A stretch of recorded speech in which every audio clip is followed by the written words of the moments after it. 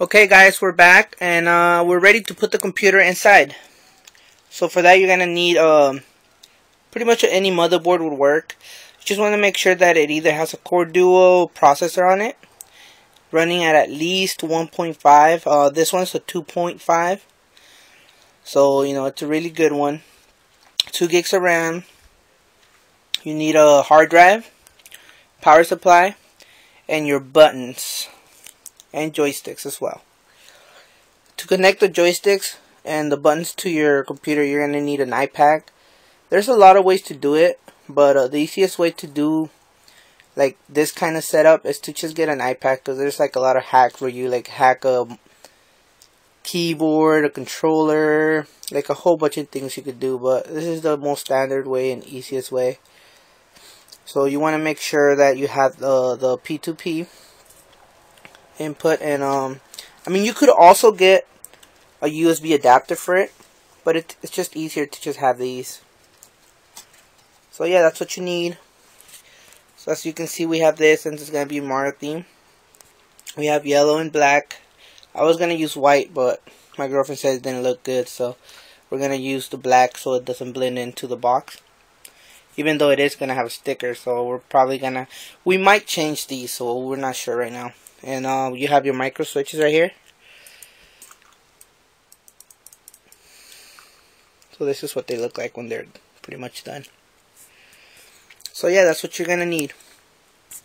Computer, hard drive, power supply, buttons and joysticks, and an iPad. This is what the iPad looks like. I'll have links to everything that pretty much you can buy on eBay. It's really cheap. It's about $35 to $45 for a set of all these. With that, for this we're gonna use player 1 and player 2, so like Mario and Luigi and Escape. We have these, but you know, since this is gonna be Mario theme, I think it would be better with those two. Yeah, and I'm using your standard buttons. These are not HAP. HAP are the best to buy, but these are good. I have a whole bunch right now from a bag that I bought from this guy. So, you know, that's why I'm using those. But usually I use HAP arcade ones. So yeah, we're going to cut back to putting the computer. Got everything arranged how we want it inside the box. The power supply, we aligned it to where we're going to have enough space to work with the cables in the back. And also in the front, so that the fan's not hitting this. And we have enough space for the cord to come out through this hole. And spaced, you know, far enough from the motherboard to where it's not gonna like be moving the motherboard or anything like that. The motherboard, we pretty much centered it towards that hole so we could have access to the, you know, the video input or output. And also the hard drive is spaced close enough to where we could have the SATA ports here. Also, you want to make sure you have long enough cables for your SATA connectors, and also for your fans if you're going to be using a small fan that gets this kind of power, or you could also use the one for the motherboard that's right here. Depends on the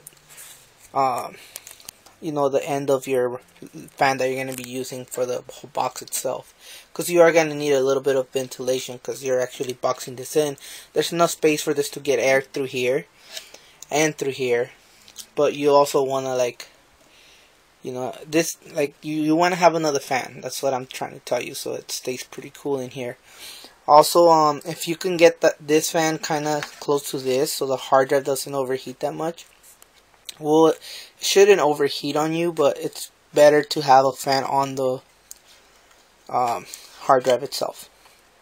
So yeah, you just want to make sure you have long enough cables and have everything, you know, ready to go. You could screw this in, you know, have a couple, like 4 screws so that it doesn't move at all. Or you could just have some silicone. I used the clear one. I buy this at Home Depot. It's about $3, so it's really good. I have like a couple of these tubes ready to, you know, use them whenever I need. And I also use that for the hard drive. Just put a, like, you know, smear it on the bottom and, you know, just go ahead and put them in. The motherboard, you want to have it either raised up or on something that's not really gonna burn or like get too hot. Okay, so no plastic, you know, use a piece of cardboard. It's actually better than plastic. And or you could buy the risers. They usually come on the boxes, or you could buy some risers that rise up and then you can screw it on. So for this, we're just gonna use a piece of cardboard so we don't just sit on the wood. And we're gonna have like 4 screws holding it down so it doesn't move at all. You don't want to put silicone on the bottom of this either. Okay, so we're gonna go ahead and do that, and we'll come back and show you what we did. Ready. Okay guys, so we went ahead and printed out the sticker for the control panel. Took me a while because I couldn't get a hold of the guy that does it for me, so that's why it took a little bit. But we went ahead and printed it out today, and we're gonna put it on. We also went ahead and did the computer parts. We put the hard drive in. We went ahead and I siliconed the hard drive and the power supply to it. I also put a couple screws in front of the power supply so it wouldn't move it in the back. And we went ahead and screwed in the motherboard. We also installed Windows on the hard drive as well, so this is ready to go. All we need to do is pretty much put the sticker on, and we'll get going with the control panel. So I'll go ahead.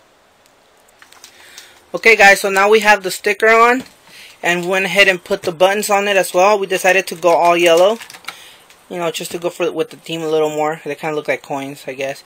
So yeah, we have all our buttons in now, and our joysticks as well. I didn't go ahead and place the joysticks all the way in, because I'm actually going to go ahead and put the control panel.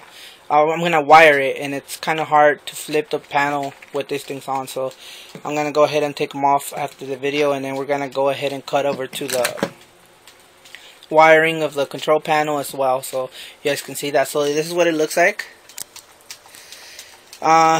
We might go ahead and put another sticker there, but on this side, but we don't know yet.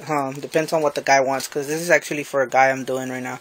So we got the coin buttons on the side. We decided to go black for those, and yeah, so we got everything in. I'm gonna go ahead and show you what it looks like in the inside. Got the iPack already all secured with all the buttons. This is what the joysticks look like when they're already set.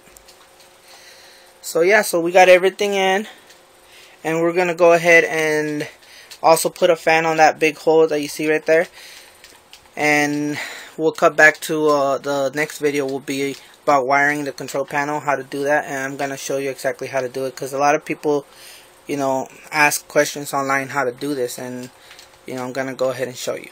Okay, so please don't forget to subscribe as well. I will be posting more videos, about mods and stuff like that for machines, and Xbox, stuff like that. So we might go ahead and make an Xbox arcade, an Xbox 360 arcade with emulators and games and stuff like that, with the USB controller coming out wireless. So you could go ahead and subscribe for me, and that'll really help me out. Thanks. Don't forget to hit the subscribe button for my daddy. Yeah!